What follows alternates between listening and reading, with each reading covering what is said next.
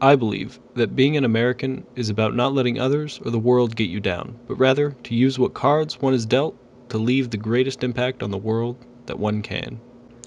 Running the world since 1776, undisputed World War champs, the only nation to have planted its flag on an interstellar body, holding every single Super Bowl title, single-handedly tearing down the Iron Curtain, stopping Hitler, and inventing the Big Mac, all in a mere 100 years. Being the greatest country in the world does draw a lot of attention, and this attention draws many to America's beautiful parks, food, and best of all, freedom. But Old Faithful, deep-fried Twinkies, and being able to tell the world how to be free comes at a cost, and that cost is years of adversity, which for centuries has driven Americans to adapt to harsh situations and strive to provide what our brave forefathers set out to do: dispense liberty with the full force of the Constitution, and our highly specialized, well-equipped, extremely trained, effective military.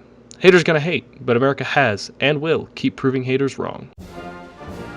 From its conception, Americans have been all about proving haters wrong. Pilgrims came to the wondrous New World because they were persecuted and felt the need to break away from those who hated them.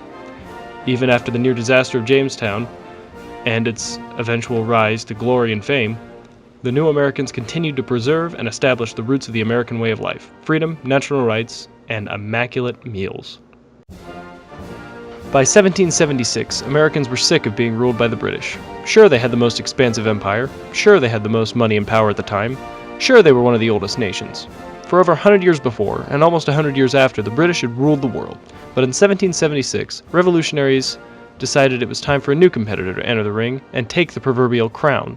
Who am I kidding? Crowns are for losers.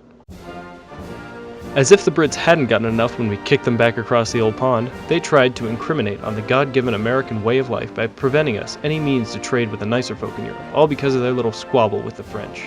So the good people running the country declared war, in the year of our Lord, 1812, and we whooped them over the course of 2.5 years. Those Brits may have gotten the White House, but we sure took their dignity, showing the world that Americans would not let haters hate, unchecked. A tumultuous time for America, and the world. Ravaged by war, division of ideas, and fear of the other guys. America began to look beyond its own shining shores and out into the world to seek out anyone who dared threaten the freedom and liberty America and her allies strove to preserve.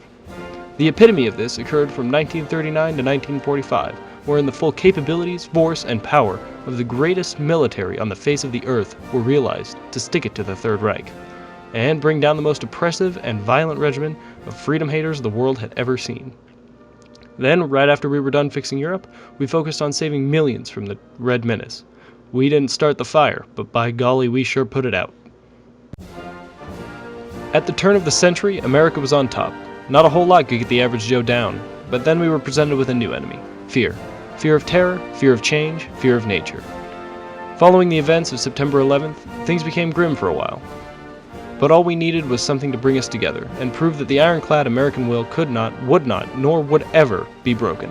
When Hurricane Katrina hit, New Orleans was not prepared, and this caused far more damage than was originally expected.